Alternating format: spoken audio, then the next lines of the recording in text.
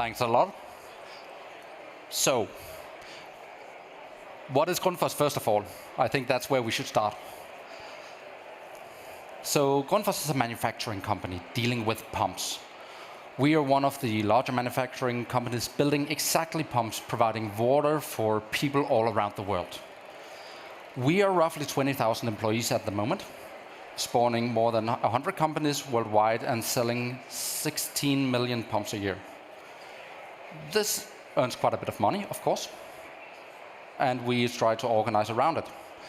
So from an organizational point of view, we are divided into 4 different divisions plus group functions. This gives us an immensely complex data landscape spawning hundreds of systems, more than most likely 1,000 or more data models. All of this data we want to use in collaboration. We want to make the data an asset for Grundfos, not just in one system, but across all of them. But before we dive too deep into what we're doing at Grundfos, I would actually like for all of you to stand up, because we are going to go through a small exercise. So, if the statement that I comes with now, and there will be a couple of statements, please sit down. So, you, at whatever company you're working at, have more than one data source.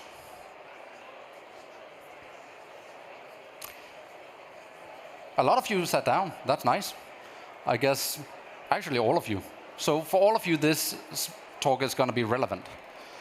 Then we will skip the other questions. It was on the, like, are your data sources changing schemas and models? Do you face the challenge of having multiple people working on the same data model? And so forth. But we can skip ahead. That's nice. Gives us a bit more time. So, in Grundfos, we're on our journey to build an enterprise data platform. The enterprise data platform should serve data for any use case. That could be advanced analytics, Gen AI, or providing data for system integration. And one of the key challenges there is that for us to build something that's robust to change, we can't go with our classical data models. They tend to be fit for specific operational purposes. That could be for reporting, for integration, or something similar. Now, we have chosen to go with a route where we are building an ingestion layer, a data hub layer, and a data product layer. This gives us a bit of flexibility on how we are working with data, meaning that we can take in data as is from the source data models. We can remodel it on our data hub layer, and then we can provide it in whatever schema that we want on our data product layer. There's a bunch of other stuff up here. And questions to that is, of course, welcome at a later point, but it's not the focus of what we are talking about here and now. So, this is, of course, very broad statements of what you saw on the slide. So our ingestion layer is focusing on, like, how do we actually get the data out of the systems that we are working with. So we are talking batch ingest, API ingests, streaming, file transfers, the whole thing. Because we need to be able to make data available from whatever system out there. Now, where the magic happens is on the data hub layer. This is where we standardize our data model, where we make the data integrated across systems and make it conform to certain rules and being available in a nice format that we can work with. And then from there, we go into the world of data mesh, building data products, which, again, is not really the focus of the talk, but a bit anyhow. So, again, small exercise. All of the people who have been working with Data Vault as a conceptual way of modeling, please stand up. That's more people than I expected, to be honest. That's nice. So then we can actually jump a bit ahead and talking a bit about Data Vault. And I am in no way an expert on it, from other point of view than from what it brings of value to the Grundfos. But to make Data Vault a bit simple, you're dealing with hubs, satellites, and links. Hubs are like the core of what makes up business data. This is what makes data identifiable. It's your product numbers, it's whatever makes your customer unique, so forth. So it's centered around your business concepts. And you actually, on a Data Vault journey, you tend to model that as their own objects. Next up, you have your satellites. Satellites is more like all of the information you gather across systems that you can tie to these specific business objects. So it is a way of adding information to it without having it being something that needs to be uniform across systems. So you can have individual satellites for different source systems all working with the same business concept. This gives you a strength of abstraction. It makes it easy for you to extend upon it.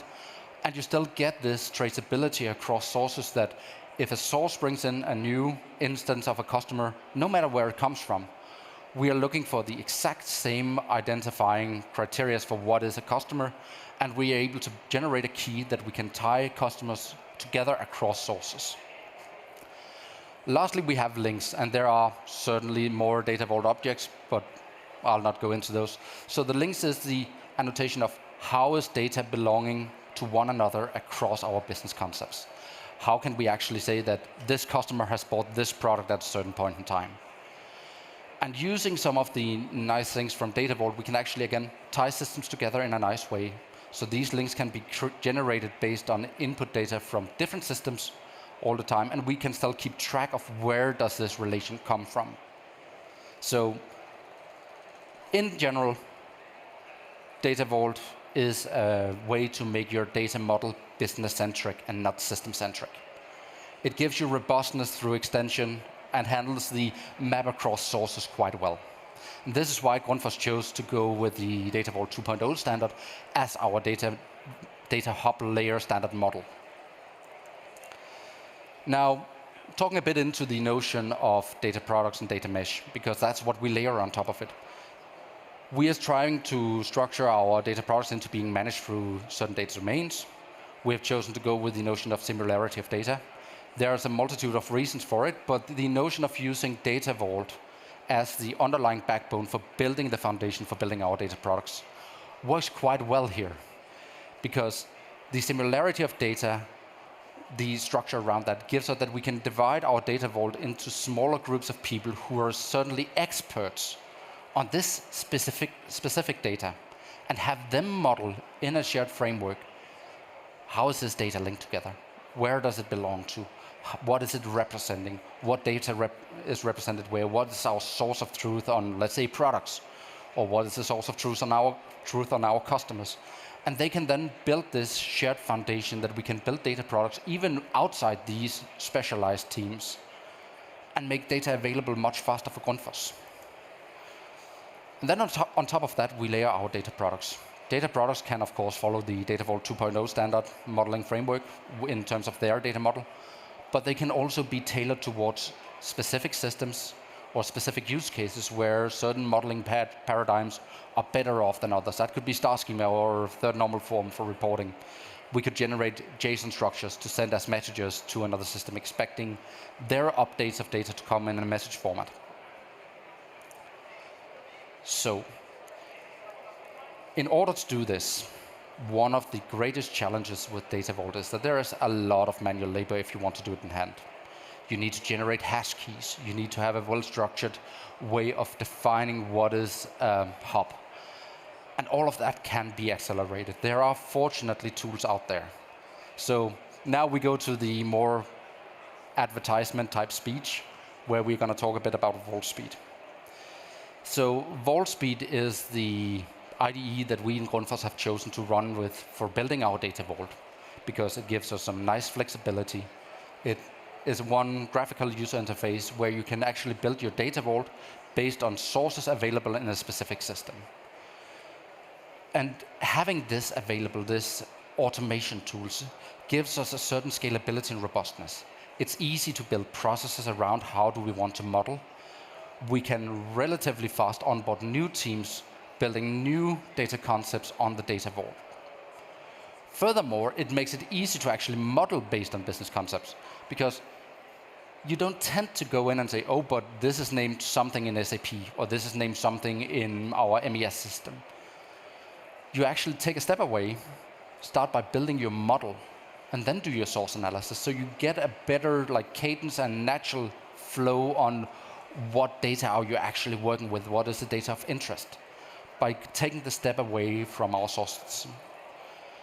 Furthermore, our data vault setup actually allows us to do more with our data governance setup with less work. Given that we are centering our data vault around our business concept, we can easily enforce governance on it. It becomes easy to say, okay, but our products and what they are containing of information, that is owned by our PLM part of the organization.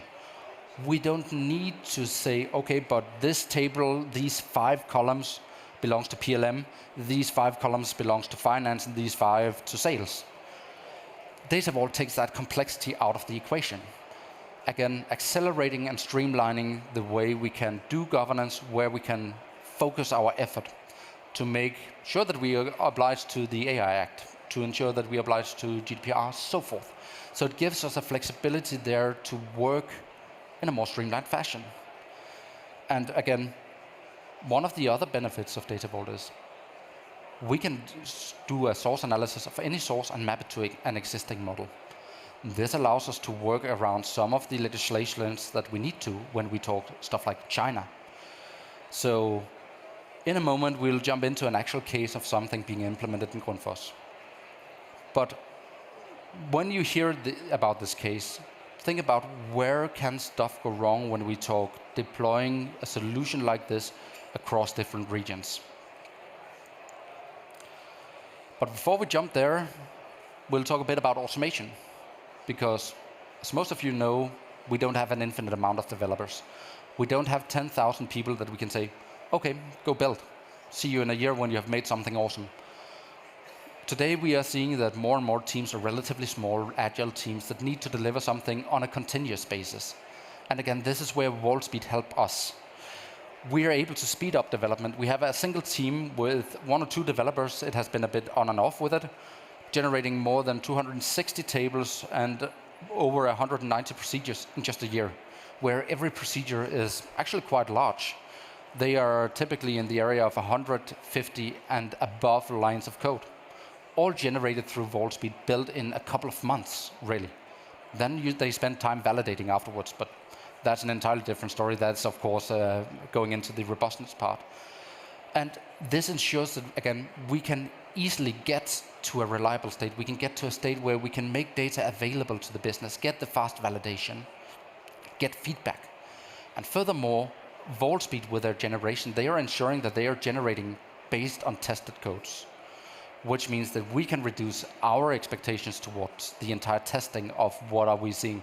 So we can focus on our integration tests and the validation that what we are actually producing is what's fit for the business case. And this fit for business case, I guess most of you working with data know that can be quite challenging.